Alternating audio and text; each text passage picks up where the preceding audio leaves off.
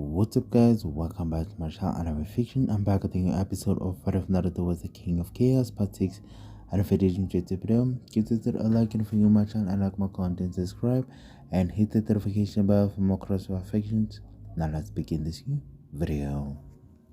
Chapter 25. In general, Finn sighed as he took his cup of tea from the cook and went to his office. He didn't drink much of it, despite the fact that he didn't mind it. But he would only drink it if he knew he was going to have a hectic day at work. Being captain has just as many ups and downs as it did downs. He rose to the highest position of leadership in the Familia, with only Loki above him. He wielded a lot of power in Orario, he had a lot of control over people because of their status, and there wasn't a Palom in the world who didn't know his name. Then there was the overwhelming fear of mountains of paperwork. The list of taxes, permits, management, and applications was limitless. Not to mention that he had to supervise the training of new members, and there were a lot of them at the moment because the Loki Familia was considered as a new source of promise and power. He smiled as he realized how far he'd gone and that he'd actually accomplished what he'd hoped for. He'd vowed to become a beacon of light and hope for his people ever since his village had been invaded and he'd lost everything he'd loved. Someone to stand up to the stereotype that his race was weak and inferior to others. The one sign of majesty and pride of his people, just as their goddess Fianna. Her splendor predated even the legendary Argonaut, and Finn desired nothing more than to be like her. Even while he knew he was getting close, he realized it would be a long time before he achieved her level of adoration. However, Finn's smile faded when he reflected on the other old heroes. Even as glorious as his hero was, she could not compete with the others in legend. Finn had always wondered why the best heroes seemed to come from humans. Even though Paloms were unfortunate, they had some outstanding qualities, such as the ability to see absolutely fine in pitch-black darkness. Humans got the short straw as compared to other races such as elves with their grace and wizardry, dwarves with their endurance and rigidity, and beastmen with their substantially superior power. In that regard, they were basically a talentless race, and their only strength was the fact that they outnumbered the other sentient races in population. So, why did the weakest race produce the most promising and powerful heroes of all? She was a half-spirit and the daughter of possibly the most powerful human ever. He could embrace her amazing talent and promise since she had such valuable blood in her. But what about Naruto? That kid utterly broke rationality. He was nowhere near the strength of a first-class adventurer. Finn could easily murder him before he realized what had occurred. But what was the guarantee that things would stay that way for the foreseeable future? Any idiot could see that Naruto, with his spirit and potential, was destined to do great things in life. Finn had spent the better part of 2 or 3 decades getting to this point. And he had a gut feeling, as well as a hurting thumb, that the child would catapult past him soon. True, he'd only just met the youngster, and it was far too soon to pass judgment. But first impressions were powerful, and Naruto had made one heck of an impression. Finn had nothing against people in general. He was relieved that there could be more heroes to help keep the world in order and peace. That wasn't saying much since evilness was a constant annoyance in the city. It was merely the idea of the strongest beings being born from the weakest race that perplexed him. Finn sighed once more as he approached his office door and turned the knob. He'd been thinking far too much about their new recruit recently, and it was causing him far too much stress. Perhaps it was better to leave the youngster alone for the time being, hoping that he would return with his gang before sundown. He opened the door to reveal a somewhat strange sight. Riveria was frequently in his office because she was vice captain and had her own fair bit of job to accomplish in the Familia. But she never simply sat in a chair, her staff strongly clenched in one hand, her eyes closed in intense concentration, and her other hand held aloft, palm upwards. Finn raised an eyebrow and purposefully slammed the door behind him, making his presence known. That jolted the elf out of her trance. "Oh, Finn, I didn't hear what you said." "It's okay," he responded. "What are you doing?" Riveria stared down at her hand, slightly surprised and embarrassed. "Magic." She mumbled something. "Magic." Finn lifted his brow even higher, his tone indicating skepticism. "What kind of magic would that be?" Riveria huffed and let go of her hand. "I was trying to use silent magic." "And by silent magic, you mean magic that is not cast by words?" Finn slumped back in his chair, perplexed. I don't think such a casting method exists, Riveria. But it does, she responded angrily. How do you know that? I've never heard of anything like that before. I'll admit that I don't know much about magic, but I do know that magic always necessitates chanting, simultaneously or otherwise. Riveria sighed and sagged her shoulders. I had the same thought, until Naruto arrived. Finn's forehead furrowed, and he sat silently frustrated. He'd only just gotten Naruto and his hijinks out of his head in order to focus on work when he was confronted with yet another bizarre item that only he appeared to introduce. What exactly did he do? Finn inquired, wanting to be done with the issue. Remember when I said Naruto used magic various times throughout the dungeon? Finn gave a nod. Well, in reality, I noticed that most of the time he didn't utter a single word when casting it. Perhaps he was just muttering it then? Finn suggested something. Have you forgotten about these? Riveria indicated her ears. If he had, I would have heard it. And, anyway, given the rate he was casting those spells, he wouldn't have had time to mutter any spells before the next one. So how did he explain it then? He stated that he still needed to say something in order to use magical attacks. But I saw that when it came to elemental magic, which he seemed to be most competent in, he didn't need to say anything. He stated that his instructor believed that chants were a major hindrance to casters. But shouts have always been the way things have been done. That is how wizards have always fought from the beginning of time. However, Naruto claims that in the time it takes to chant, he could easily kill any mage several times over. If it came down to a one-on-one fight, I'd say yes. Mages don't usually know how to fight in close combat, thus when a swordsman like Naruto closes in, it's game over. His master, on the other hand, felt that the main source of a person's capacity to utilize magic was their mind, and that chants were only tools to assist a caster in visualizing the spell. Naruto agrees with his instructor that it is preferable to train the mind to perform spells rather than memorize mantras. Finn tapped his chin, thinking. As outlandish as that seemed, it appeared to make sense for some reason. He was content, though, to leave the decision to the expert. Riveria's fascination and unrivaled skill with magic were well known to everyone around her, and as a princess of high elves, a race known for their arrogance due to their innate strength in this field, she was the pride of elven kind. And what is your scholarly opinion then, Riveria? She pursed her lips and sat in silence for a moment. I've spent a human lifetime researching magic to its fullest extent. It's always been my passion, and I'm completely aware of my degree of knowledge. However, I have never come across such an idea during my arduous voyage.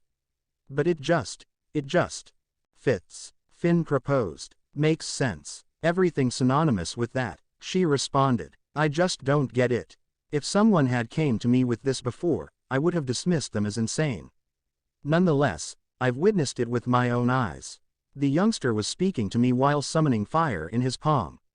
He merely willed it to exist, and it appeared. Why have our innumerable scholars, after thousands of years of research, never come up with something like this? How did such a casting method come to be discovered and achieved by a human? I was just wondering myself about that before I came in, Finn replied. What exactly do you mean? I'm just saying that the most gifted heroes and adventurers seem to come from humans, at least in ancient times. That concept is less common nowadays. However, in our own Familia, we have two exceptionally bright children of the same age that have human blood in them. Ice carries spirit blood, but don't forget who her father was. Indeed, Riveria stated as she gazed up at the ceiling, immersed in concentration. I'm curious who his master would have been. Was he a person? Was he anything else? To be honest, I don't believe it's nearly as important as Naruto himself. He is, after all, a human who appears to have been born with the ability to utilize magic. Identical to an elf. Have you considered that the silent magic could simply be a result of natural talent? Yes, I have, she responded. I've also considered the possibility that he has elven ancestry. But that doesn't seem possible because there would have had to be a half-elf somewhere in his ancestry, and half-elves are known for not being able to procreate even if they can know intimacy. And he doesn't appear to have any elf ancestry, at least to my eyes. Stranger things have happened. Finn made a remark. One comes in the form of a little golden-haired, half-spirit girl with a sword and an ambition to kill the black dragon. Yes, Riveria whispered as she lifted her gaze from the ceiling. That is certainly an unusual case. To this day, I'm puzzled as to how they did it. She sat up in her chair, however.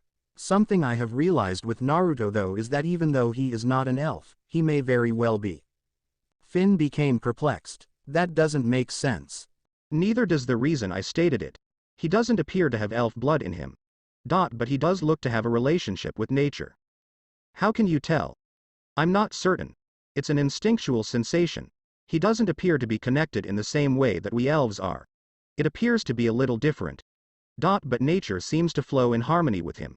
It's the only reason his magic is so fluid, so flawless, to put it mildly. She sighed regretfully before proceeding. Ideally, I would have liked to study this further, possibly bringing him back home with me so we could all figure out how to do it. But your people wouldn't be able to handle it, not with their pride. Finn stated solemnly. A human who was born with the ability to use magic. What's to say he won't pass that skill down to his descendants? Eventually, the entire human race would be able to do the same, rendering your people's pride meaningless. I wouldn't be surprised if they tried to bump him off to prevent it from happening, if not only because he's a person. I know that is something my father would do, she stated. She clenched her fist.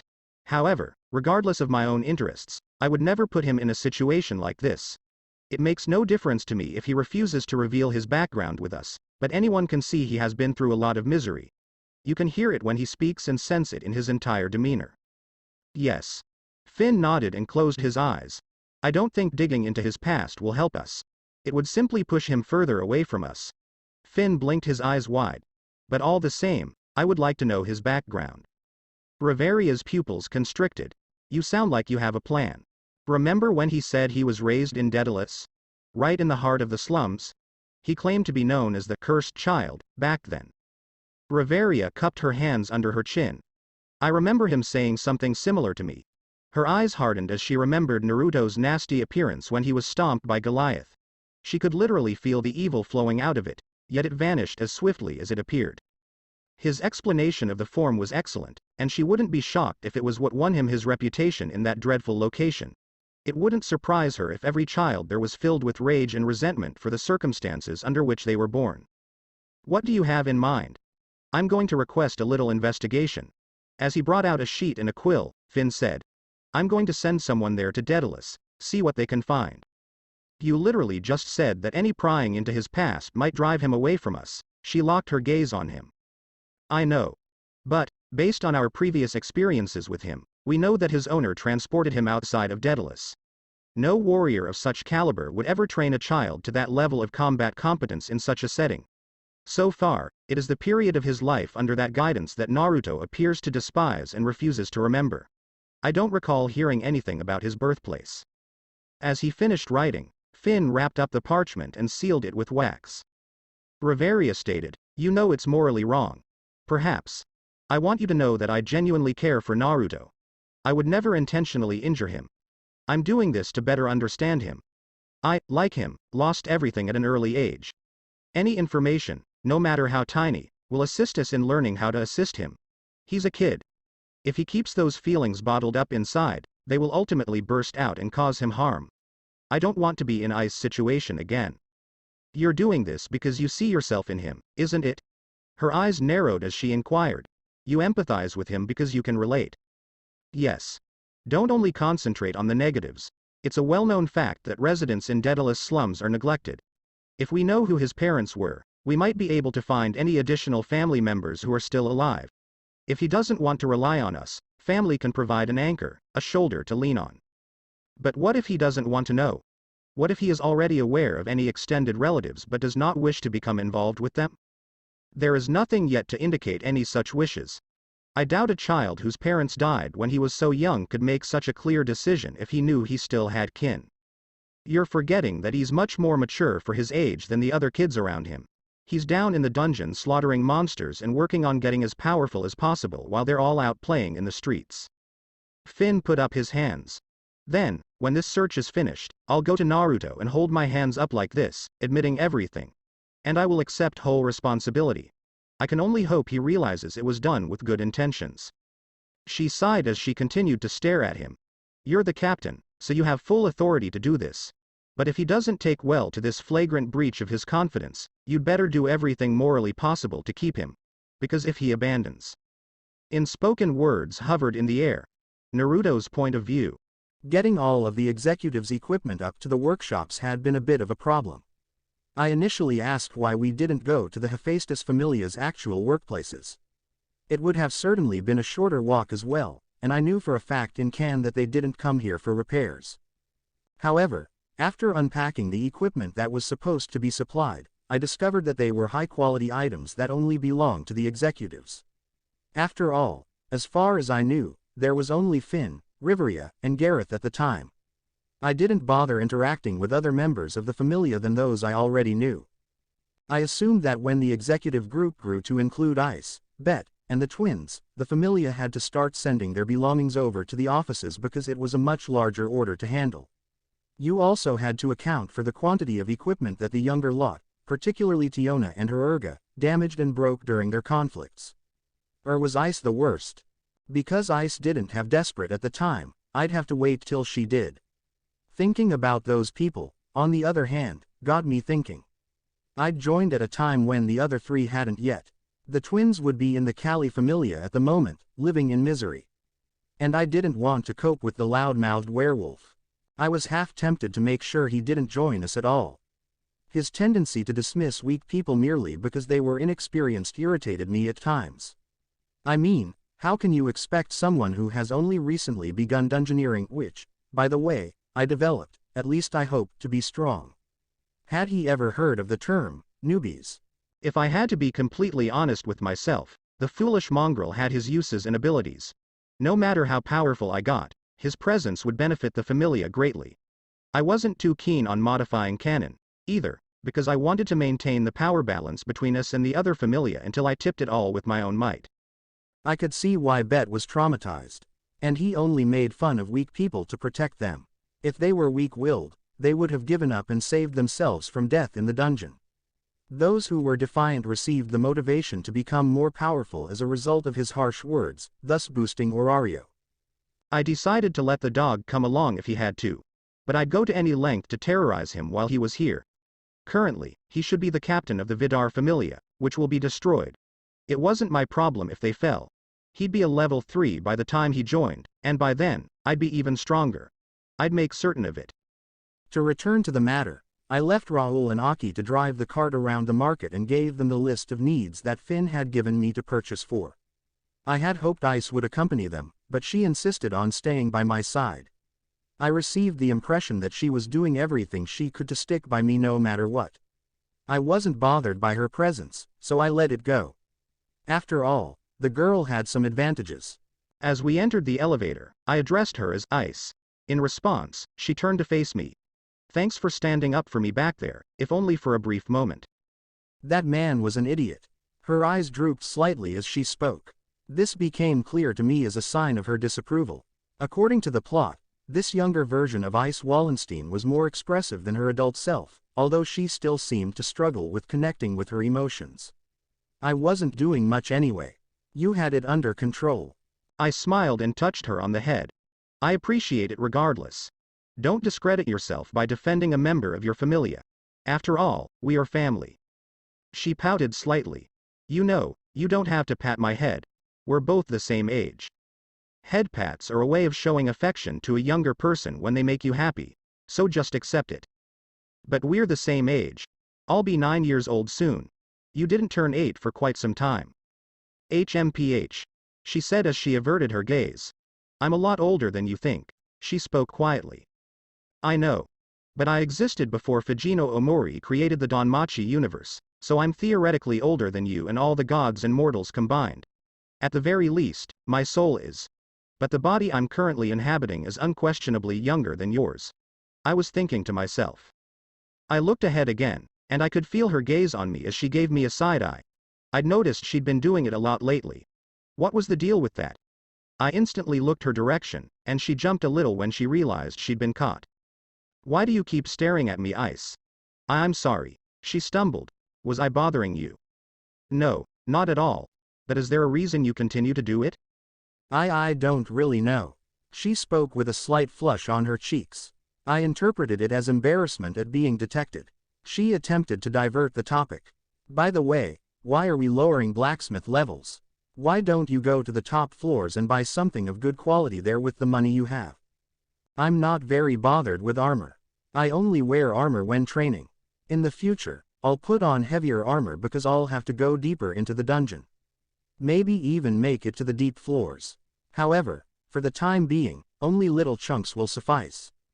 Arm guards and a chestplate were required, and perhaps some armored footwear as well, as the terrain in the dungeon can be tough.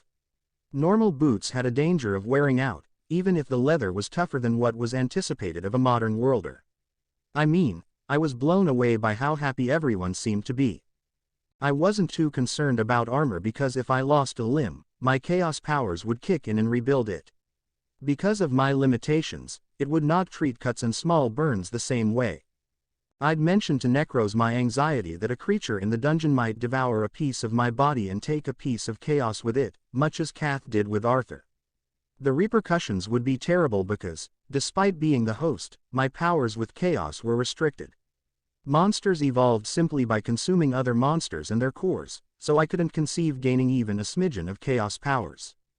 Kath had been able to transcend time, space, and death with only a fragment. To be honest, I was rather thrilled about what I would become. After 16 years of hosting chaos, Arthur Pendragon still hadn't mastered it. I, on the other hand, grew up with it and was still maturing with it as an inherent part of me. I had no doubt that by the time I was able to fully unlock Chaos's powers, I would have complete control. Necros had explained to me that instead of residing in my body, it had snuggled inside my spirit. Now that I think about it, the guy was continually saying strange and cryptic things. When I asked why I was so different that Chaos chose my soul as its vehicle rather than my body, he replied with something about the one true king of chaos and how I was a better fit. Which didn't make sense considering he'd just declared I was now incompatible. Chaos, I suppose, was all about contradictions. Still, I didn't need to wear too much armor because it would slow me down, which I used a lot in my fights. Just the chestplate to protect my most vulnerable places and arm guards to deflect a weapon or claw with my arm. Perhaps a helmet was also in order to protect my head. I'd certainly given Goliath a good thrashing. We eventually found a decent-looking shop that sold guns. Despite the fact that the lower floor was darker and held less wealth than the one above, it was nonetheless a floor where members of the Hephaestus Familia functioned. So you could bet your life savings that the weapons here were professionally manufactured and were meant to last, as opposed to items sold in street shops. The same goes for this store. Despite the fact that it was packed, with shelves and crates crammed with ordinary iron and steel weapons and armor, you could tell they were good. It was filthy, but I treated it like a treasure hunt, looking for the nicest piece of armor I could find. As we searched the shelves in the dark light, the shopkeeper kept an eye on us. Ice also took the time to bring me things, little bits and pieces here and there that she felt I'd like. I had to decline everything she had to give. I couldn't stop myself from giving her little pouts. I simply did not like what I saw. I did observe the shopkeeper's eyes widen in recognition when he spotted her. I assumed it would be beneficial to me in some way. Ice was famous for her level up in a year, and I was soon catching up to her in that regard. I eventually decided on a chestplate that appeared to be made for a palom. I imagine it wasn't typical for children to come in here for armor because most of them weren't actually exploring. We were the one exception. I also discovered some arm guards that appeared to be constructed in palom size. They were all a dark gray hue. There was one odd item I discovered, though, that I enjoyed. I discovered a Viking helmet. Not the stereotypical ones with the horns of a bull or whatever.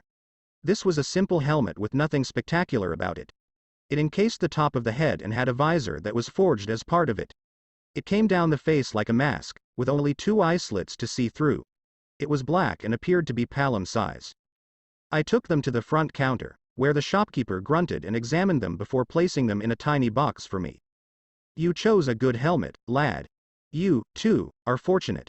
He muttered something. I could hear him perfectly because there was very little noise in this place. "Any particular reason why?" I inquired about him. One of those haughty Gulliver brothers from the Freya family sold it to me. They claimed it was old and such and sold it to me for a low price. Just came in, tossed it over the counter, and instructed me to pay him a fair price for it. That made me freeze. Even though I had encountered Freya as Sir the night before, the events of the day and night before had made me forget about her. I hadn't made up my mind about that woman yet. To be honest, I didn't dislike her. People in my environment frequently called her a harlot and other derogatory terms, and she was generally toxic because one of the things she was goddess over in Norse mythology was sex. In all honesty, utter foolishness. What about all of the other things she was more famous for? For example, becoming a goddess of war. Vikings paid tribute to her by offering the blood of their foes, and I had little doubt her Familia did the same. When you consider all of her other domains, she was a really terrifying person. She wasn't just a twisted goddess. She was calculated, shrewd, and well-meaning in the long term. The only problem was that she was compulsive and, when she wanted to be, could be incredibly selfish. And, absolutely, she was not afraid to take things by force. But she fought evilists the hardest. She fought them violently and sincerely sought to safeguard the mortal realm because, despite constantly enchanting her people, she was a goddess of love. She had real affection for those who served her. My argument was that, despite everything that made her dangerous, she simply had a lot of mistaken priorities during tranquil times. To be honest, there was no proof that Freya had slept with every male god at the banquet, therefore I didn't consider her a whore. We're all aware of Hestia's willingness to say anything to Bel in order to keep him away from other women. As with the Gulliver's master, it was unclear whether or not she had truly slept with him. As far as I understood, the Gullivers were alleged to have slain him for daring to make that demand of her.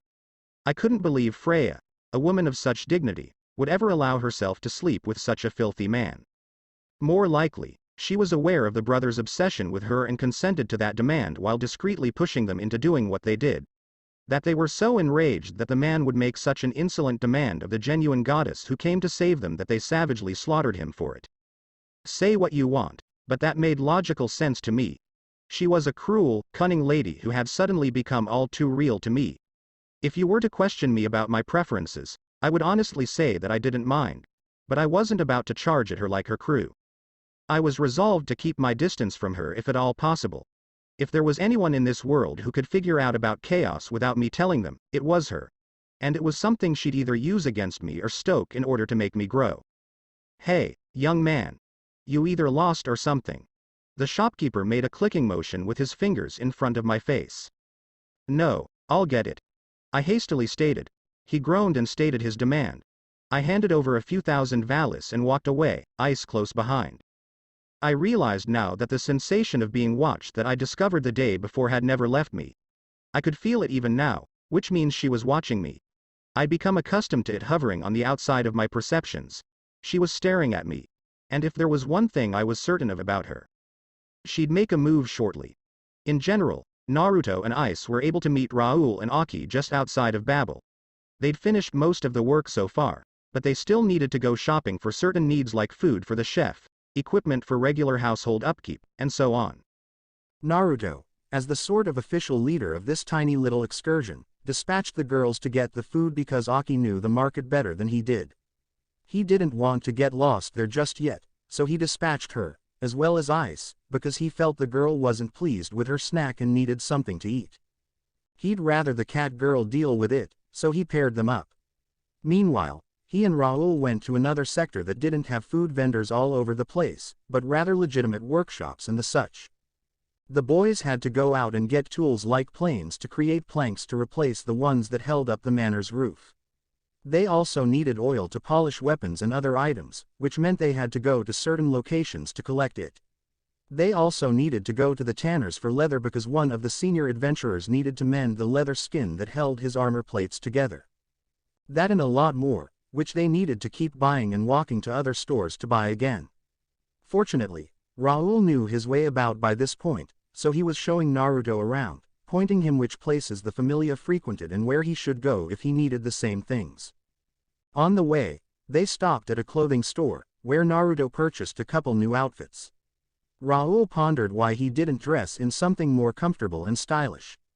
Naruto had noticed something similar in the Familia. They could afford good attire in vivid colors because they were a group of rather successful adventurers. Naruto had never liked bright colors. The only time he wore bright colors in his previous life was when he had to wear his orange jumpsuit because he couldn't buy more clothes because of the villagers. Aside from that, dark green was the brightest he'd ever been. Nothing had changed in this life, either. He hadn't bought anything that ordinary people wear, at least not on a regular basis. He still bought himself clothes of higher quality than usual, but nothing that would set him apart from the rest of the inhabitants. Work life separated from personal life was how he always approached things. He would dress as an explorer when necessary and as a citizen when not adventuring. He also didn't think it was a good idea to overtly advertise your adventurer status with your clothing, especially when Evilus was present. It was terrible for Naruto because the blindfold stayed with him whether he was in his explorer avatar or not, and it would eventually become his symbol, which was a shame. He did, however, use this opportunity to connect with Raoul a little more. The boy had never had much screen time in the anime, so he was curious about what was not spoken on screen about him. "Sonord, why exactly did you join the Loki Familia?" Naruto snubbed him. The shy elder lad was perplexed by this inquiry and pondered an answer. "Well, to be honest, I'm not really sure. What does that mean? All I knew was that I wanted to be an adventurer as well as strong. But I've never had a cause to become an adventurer, there are no end goals for me." "You mean you chose a life of throwing yourself in a pit of monsters at the risk of dying any second, just for the sake of it?" Naruto inquired, his face solemn. So why did you join Naruto?" Raoul inquired quietly. "I have a goal in mind, and it necessitates that I become as strong as possible. I'm not opposed to elder explorers assisting me on that voyage, and having good protection doesn't hurt either. So I became a member of the Loki Familia. Believe it or not, I hope to one day surpass Zeus and Hera Familia." "That's a lofty goal," Raoul commented, his eyes widening. "In fact, it's close to impossible. It's close, but it's not impossible in and of itself. There are always greater heights to be attained. The Black Dragon decimated the two familias, proving that there are levels above that. Not to mention that no one in recorded history has attained level 10. I doubt that's even a level that exists itself. Well, Nord, as impossible as anything seems, remember that the heroes of old accomplished everything they did without Fianna. Especially the mythical one whose name is almost gone, the one that caused the winged bastard's eye to be damaged. When you look at it that way, we're on the fast track to power. The spirits helped along though. The spirits are nearly extinct at this point. One like this hasn't been seen in generations. Furthermore, spirits cannot be compared to gods. After all, they were merely their progeny, conduits of their power in my opinion. Well, what goal is so important that you place such bizarre expectations on yourself?" Naruto gave him a look. "What if I told you that I aim to ascend my mortal coil, and join the gods in heaven?" Raoul gave him a look before chuckling. "You're right. And here I thought you couldn't get any more ambitious. The next thing you'll say is that you want to kill the Black Dragon, ha ha ha ha. Ha ha. Ha." Raoul's voice stopped off when he noticed Naruto's look. "Wait. You actually? If that's what it takes." Naruto responded. Raoul was taken aback by how casually he uttered it, as if it were a matter of fact rather than a child's wish. "Well, you do have some rather lofty ambitions." Raoul let out a sigh. "And you seem to have a head start, becoming level 2 in a day and all that. How did you do that in the first place?" "I'm still trying to figure that out myself," Naruto stated as he gazed up at the sky. "I can only speculate why at this point, but I'm sure I'll find the answer sometime in the future." "Right. Now, what's the deal with you and Ice?" Raoul inquired, a mischievous smirk on his face. "What about her? Come on, I've seen how she behaves around you. She's been glued to your side all day. She hasn't abandoned you since the day you arrived. She's just a little girl Nord. You two are the same age Naruto. Which is precisely why we are not prepared for anything that is currently going on in your head. We're both too young for anything to happen between us at this point.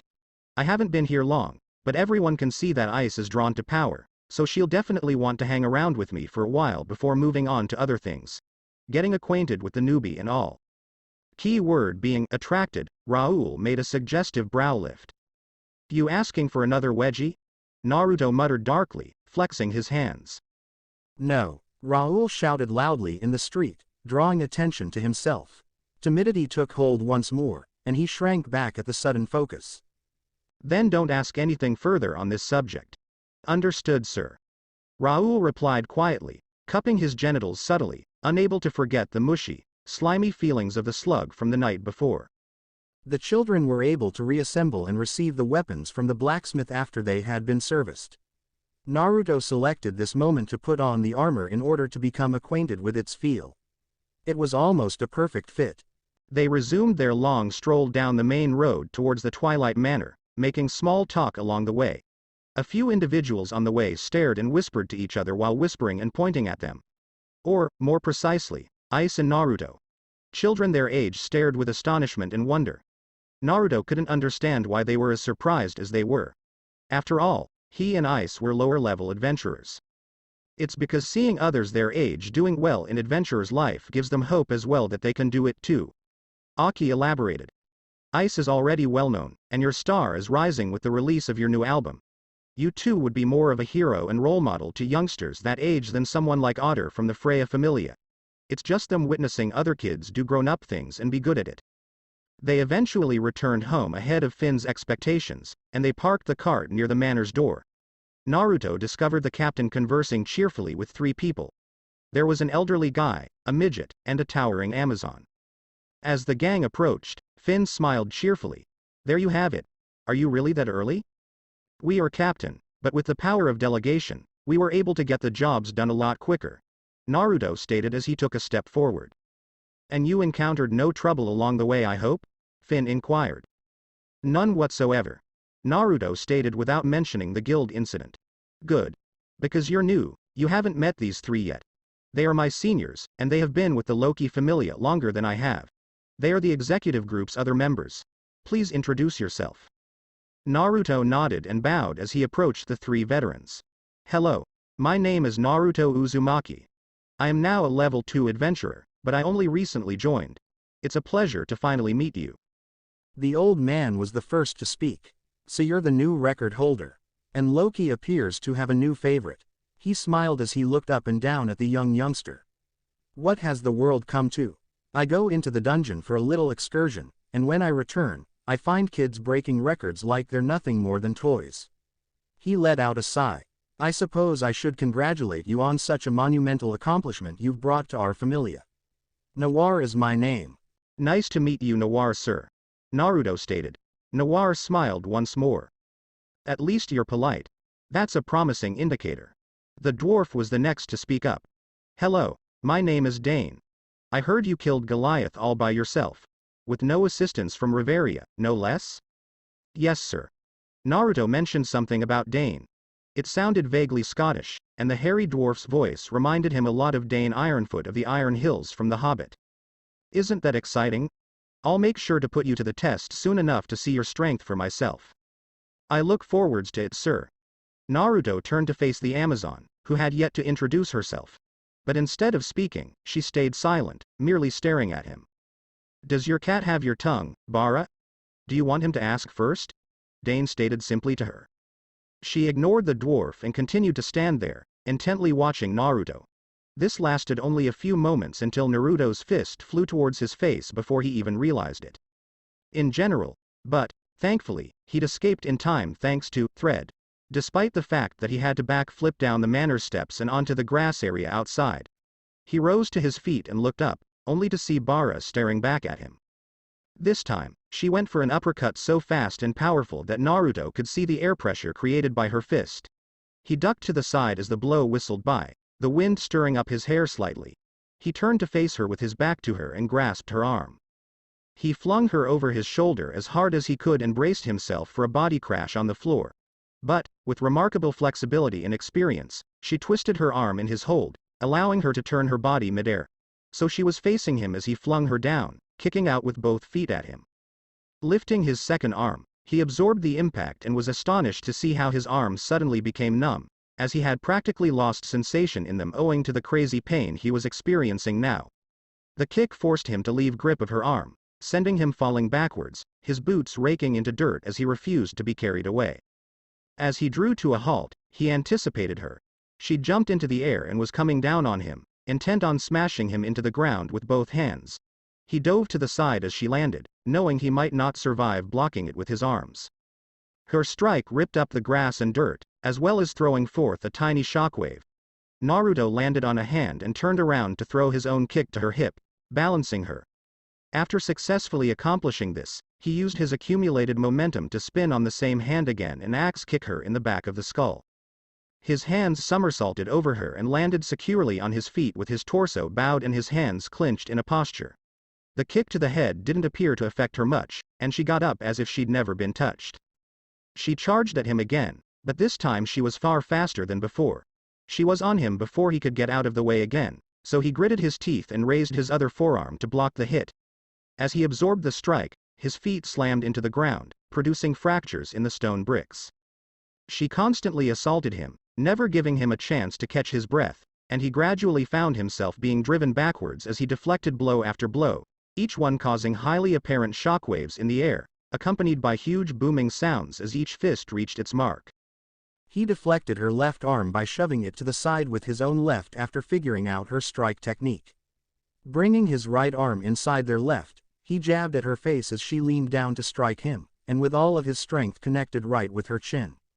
As she was little stunned, this merely served to raise her head slightly. He then bent to the side and struck her temple with a couple crisp knuckle strikes before palming her fully in the face. But as he did so, he felt her hand close around his thigh and she lifted him up in the air, slightly annoyed. She swung him down with one hand, but he landed on his own 2 feet, his legs hooked over her neck. He jumped out of that predicament by pulling his legs forward, pulling her body forward, and slamming her face on the ground. Looking back, he discovered she had been buried in the soil, her head literally buried. She twitched for a split second before kicking her legs upwards, the force of which drew her out of the ground, and she landed skillfully on her bare feet, cracking her neck. He scowled at her, his hurting arms defiantly raised up, his hands caked in dirt. That was surprising. Bara stated, seemingly unconcerned. You appear to be very skilled at hand-to-hand combat. You're also more powerful than you appear if you can withstand that much force from me. That's high praise, kid. Noir shook his head exasperatedly as Dane spoke. Bara here is an expert at brawling. Yes, fighting. Naruto thought solemnly. Yet it appears that this world is unaware of the concept of skilled martial arts. Her punches were so predictable that if she hadn't been 2 floors above me, I could have easily taken her down. It was uncalled for. Naruto was upset. You don't try to hit someone before even attempting to introduce yourself. I would have liked to hear your name from you rather than from someone else. Well, I had to do it, she replied. We can't have record-breaking individuals like you walking around while you can't fend for yourself properly. I must say that you passed the test because you've managed to elude me up to this point, which is astounding. Naruto smiled at her and the compliment. Boot, don't get too cocky just yet. She went on. As strong as you are. She arrived in front of him unexpectedly, too quickly for him to react, and sank her fist deep into his gut. He spat up a gob of saliva and a small quantity of blood and collapsed to the ground clutching his stomach. You still have much to learn. She stood above him, palm on her hip, looking down at him as if she were teaching in a classroom. I'm not sure that was a fair fight in itself, Bara. Finn said as he approached them. Naruto is still recovering from his fight with Goliath, so I very much doubt he was fighting at his best. Huh, she expressed surprise. She returned her gaze to the coughing kid. Is this true? In response, she received a cough. Well, it looks like we'll have to do this again some other time if you still have more to offer. Looking forward to it. Naruto suffocated. He'd survive because this was nothing compared to Necro's strikes. Finn sighed and assisted him in getting up. Well, let's get you inside. As Finn assisted Naruto in walking through the doors, the other 3 children made room for them. Before following them, Ice gave Bara an angry pout. Before staring at Noir and Dane, Bara widened her eyes at the girl's behavior. They looked at her and shook their heads. Well, if he wasn't knocked unconscious by that punch, it proves he's strong, so everything is fine. In frustration, Noir grasped the bridge of his nose. Even he was astonished by the boy's rapid reflexes. And, according to Finn and Reveria, the youngster was an even better swordsman than Ice. He wouldn't mind putting the guy's abilities to the test. Well, your endurance went up a little bit, so I wouldn't say it was a complete waste of a fight. Loki said as she closed the Fianna once again. That's not the point here, Loki. Naruto's face was solemn. I understand. I was just trying to make you feel better, Naruto. I guess I appreciate that. He responded. Was there a specific reason you wanted to check my status? I've never been to the dungeon. I just wanted to check that nothing was wrong. What's that supposed to mean? The Falna appears to react and work in a unique way with you. Not to mention your bizarre growths and strange abilities. I just thought it was better to keep an eye on things, you know. Speaking of, don't level me up without consulting me again, Loki. But there was no way you could have pushed your stats even further without endangering yourself again. That is entirely up to me, Loki. I'm the one who is accomplishing them. I just want to max out as many of my stats as possible before leveling up. That way, I'll be able to stay stronger than other adventurers my level. Okay? Fine. You're quite forceful. I'm serious, Loki. I don't approve of what you did last night. On top of the sadness of knowing it was not to my liking, people are already giving me trouble about this level. What? Who did this to you? She murmured as she drew him in close before he could put his shirt back on. Slow down. Except for Bara, no one has ever hurt me. Nothing more than people spewing jealous rubbish at me. Loki locked his gaze on me before yielding and letting me go, ostensibly because he found no deception in my statements. Okay, if you say so, geez, now you've made me feel bad. As she folded her arms, she said, I know, tonight, Ganesha has invited me to a party. That a regular thing with that guy or not? Sometimes it surprises us, and sometimes we expect it. But who can say no to a little bit of free time, huh? She exclaimed brightly. I was going to bring ice, but she doesn't want to come. So, how about I drive you there? Naruto gazed at her, puzzled. This party stuff sounds very regal. Wouldn't it be better if you brought along one of the executives? No, they've been there hundreds of times. It was probably time for the other gods to see a new face in the Loki Familia. So, what do you think? Naruto deliberated, his finger on his chin, as if calculating his alternatives. Please, Loki begged, clasping her hands. I'd like to make amends with you. It'll be entertaining. Naruto continued the performance by tapping his chin with his index finger. Loki anxiously considered all she could say to entice him to come. He hadn't been in her Familia long, so she wasn't sure what might draw him in. Then she remembered his first meal with them at the manor. She had noticed how voracious he was for meat. There'll be plenty of good food there, Naruto. Particularly whole roasts and steaks. Do you like it? Naruto placed his hands around hers and clapped loudly. Deal. He only half shouted. Score. Loki smiled excitedly. And I get to show off my new child, who is arguably my favorite thus far. Freya will be unable to seduce him because he has his eyes covered, so there. All well, then. Go to Riveria, and she'll put together an outfit for you. After all, it is our regal celebration. Sure. He stated. He put on his clothing, grabbed his expensive walking staff, and exited the room in search of the elf princess. This is going to be a lot of fun. Of all the anime clichés I've memorized, how did I miss this? Naruto smirked as Riveria fussed over him, flattening out creases and fiddling with his cuffs. His hair, which was a little unruly and messy, had been washed, brushed, and oiled a little to give his lush black hair a shine. Riveria had somehow brought back that dumb lock of hair, a cowlick, that made him seem like Arthur Pendragon, which irritated him even more. After imploring his lord and humiliating himself to have the darn thing removed, this elf had just gone and pulled another one from his head, which now hung down his face as naturally as the other. But that wasn't the problem here. It was what he was wearing that made him cringe uncontrollably. She clothed him in some really archaic Middle-time style garments worn by aristocracy, complete with all the extra folds and even this silly red necktie around his throat, which was allegedly normal for toddlers. But I'm not a bloody noble, am I? He grumbled angrily. He'd worn suits in his previous life and thought them unflattering. Because of how stiff and scratchy it made him feel, this monstrosity made the others appear to be made of clouds. To make matters worse, whenever he sought to relieve himself of some aggravation by pushing the lock of hair back, Riveria slapped his hands away angrily and cautioned him not to touch it, or else. She certainly acted like one for someone who was adamant that no one called her Mama.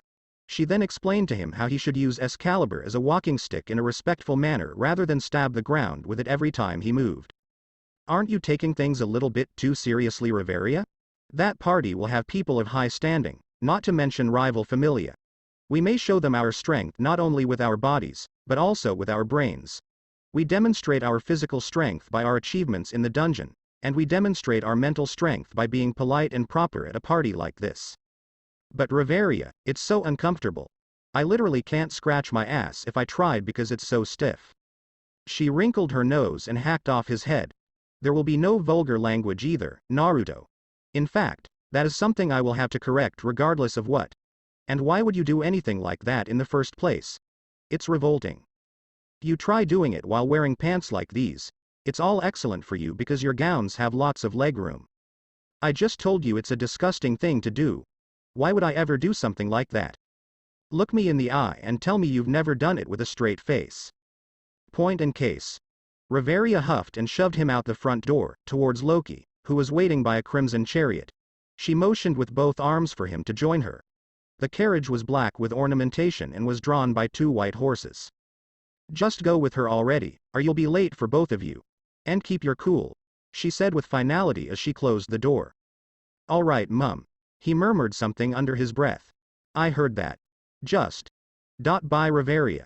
He stated this as he trotted down the stairs, Excalibur slung over his shoulder. He could feel Reveria's enraged gaze on him, but he didn't care. Anything the elf could do to him was nothing compared to how he felt right now. Remind me again why I agreed to this, Naruto said to Loki as he followed her in. Because I'm good at getting what I want. She made a sly remark. How do I look? She opened her arms to show off the length of her gown.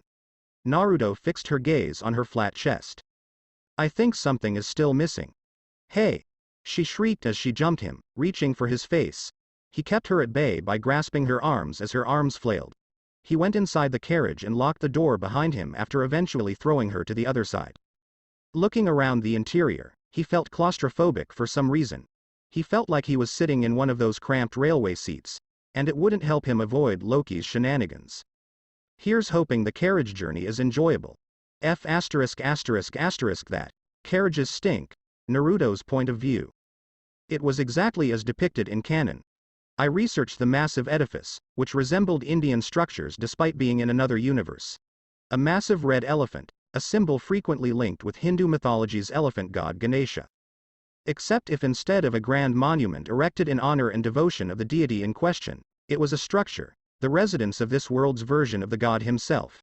According to Loki, this building is frequently used as a party destination. And we were getting in through its crotch. Loki didn't laugh at my annoyance for once. The flight of steps we had to take was also vexing. Stairs and I had never gotten along, especially in these stupid arrogant shoes I'd been wearing. Back on Earth, I could barely stand the steps up to my loft room. I just did it because I had a wonderful bedroom that I had decorated myself. We finally arrived at the dining area represented in the first season of the anime.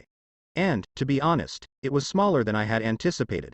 But I had a tendency to forget that this was not modern-day Earth, where people could afford and knew how to build massive structures safely such that no collapse was ensured. However, it was large enough for me to wander about. My agony in my garments grew slightly more palatable when I saw other adventurers who'd been dragged to the celebration who were almost probably not used to these attire and despised them as much as I did. Hello, my name is Ganesha, and I warmly welcome you to my humble abode, Loki. As he hurried up to us in an elephant mask, he boomed and then spread into a theatrical posture. My bloody ass, be humble. Greetings, Ganesha. I haven't seen you in a long time. He agreed with an exaggerated nod. You know, Loki, we've both been really busy making our Familia powerful and all. Even now, my darling Shakti is heading an expedition to the 37th floor of the dungeon. Isn't that a little too much for your green brats to handle? Loki made a joke. He huffed and folded his arms dramatically. I assure you, they are more than capable. They've all been striving for more power, and they've spent a significant amount of time and work planning for this specific voyage. Loki, it's your enthusiasm that counts here. Oh, they are such hard-working children. He sniffed and wiped a tear that had rolled out from beneath the mask. His antics made me roll my eyes. I wouldn't say he was dislikable, but I didn't get along with loud and raucous folks. He eventually noticed me and bent down to meet me eye to eye. And who have you brought here, Loki? I was expected to see that adorable little blonde kid you adore. Loki knelt and hugged me sideways. This Ganesha is my new child, and he defeated Goliath and leveled up in a single day.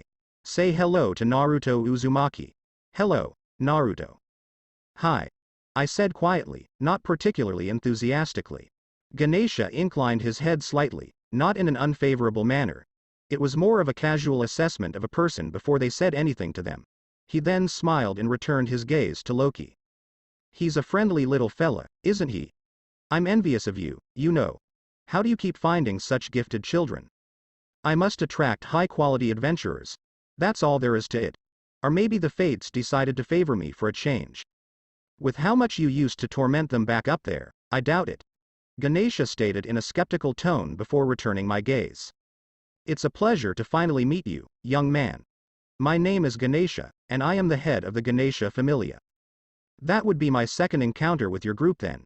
As I shook his hand, I said. What exactly do you mean? I ran into Artie today. She appeared to be pleasant. She intervened in a fight between me and someone named Gurm after he threatened me. Oh? Ganesha said, his face darkening slightly. I'll make sure to speak with him then. I can't have any of my familia pick conflicts with youngsters. That would be appreciated. After a little pause, I stated. To be honest, it hadn't occurred to me that that imbecile was one of Ganesha's. If he was obedient to Artie, that should have made sense. You'd better do it, Ganesha. Loki stated. My Naruto was so upset that he came to my room for comfort. She stated this with a pout as she pressed her face into mine. That is not what happened. As I shoved her away, I snapped. She laughed. Well, I guess I'd better go. After all, I am the host, and I must attend to my other visitors. Eat, drink, and have a good time. As he rushed off again, he said. Ho ho ho. I muttered something. Loki seemed taken aback and looked down at me. For a brief minute, you sounded exactly like him. Is that what you had in mind? No, I was impersonating someone else. She gazed at me, perplexed, until noticing some gods gathering a short distance away. Want to come and meet some more gods with me, Naruto? No, thank you. I believe I've gotten my fill of celestial shenanigans for the day. I think I'd rather be around real people. It's almost impossible because this is a banquet for gods. You little mortals are just our extras. Loki stated. I was taken aback because, for once, she said something logical. Now you're thinking something mean about me, she snarled angrily. Must be your paranoia. I replied to her and turned around. She turned and huffed. All right, I'm going to bother some old friends of mine. Just make sure you don't get lost. And remember your Reveria eating lessons. Don't remind me. I said as I saw her flee and leave me alone for a change. I began to wonder why I had joined a goddess as infantile as her. But then I remembered that it was her strength and influence that would keep me safe from others with worse motives. I could have joined the Freya Familia for the same reason, but her kids were jealous jerks who would make my life unpleasant and possibly impede my growth, so it was probably for the best that I didn't. There was no guarantee I'd be able to join anyway. They were an extremely critical bunch. I walked around for a while, answering hello with small waves while people gazed down at the blindfolded youngster with a walking stick who seemed to navigate around people and tables as if he wasn't blind at all. I strolled by a food table and grabbed a few of the sample pieces. Of course, meat. I must admit that I was rather disappointed because I couldn't find meals that suited earthen cuisine. If no one could make me a dinner that was up to quality, I might as well start doing it on my own. I took a glass of water and stood beside one of the double staircases, kneeling on one foot and swirling the liquid around. Then, quite unconsciously, I utilized water magic to make the water in the glass churn and form into the forms I desired. As I contemplated some of my thoughts from the day before, the water took the shape of a minotaur. I read in cultivation novels that monster meat was actually more delectable than normal animal meat. Some pig-like orcs tasted like excellent pork. Bull-type monsters were superior than premium beef and the like. I was wondering if I could find out with one of the minotaurs. The problem was that any amputated limb of theirs turned to ashes as soon as they were free. So it wasn't going to happen unless I leapt one and bit into it. But then I'd just have dust in my tongue and no taste. Still, wasn't Zald renowned as the predator, because he ate the flesh of any monster or adventurer he fought? After all, that's how he became poisoned. If he could eat them, it had to indicate that anything he ate didn't turn to dust in his stomach. It didn't, however, solve the problem of obtaining a few pounds of meat for cooking. My mind wandered over my hammer space, and I buried my tongue in my cheek in profound thought. What if I sever an arm or something and stuff it in my hammer space before it rots? Will that have any impact? As best as I could tell, time stopped still in there and very nothing transpired. On one of my Valorant adventures, I once put piping hot food in there. It was still very hot when I took it out around 20 hours later. But wouldn't the arm merely turn to dust when I took it out again? Questions, questions, questions. Answers are required. Investigations were required. Even if I don't become a god of chaos, perhaps I can be a culinary god like the all-powerful Ban? I shook my head as those ridiculous thoughts entered my mind. What were I thinking? I had a certain purpose in mind. The desire to become the king of chaos was not the reason I was living this life. I was doing this so that I might return home to my mum, my real mother. I sighed, thinking for the billionth time how concerned she must be about me. If time in the true universe moved at the same rate as it did here, I would have been lost for nearly 9 years. I prayed to the only real God that she hadn't done anything to herself. After all, the only thing we had was one other.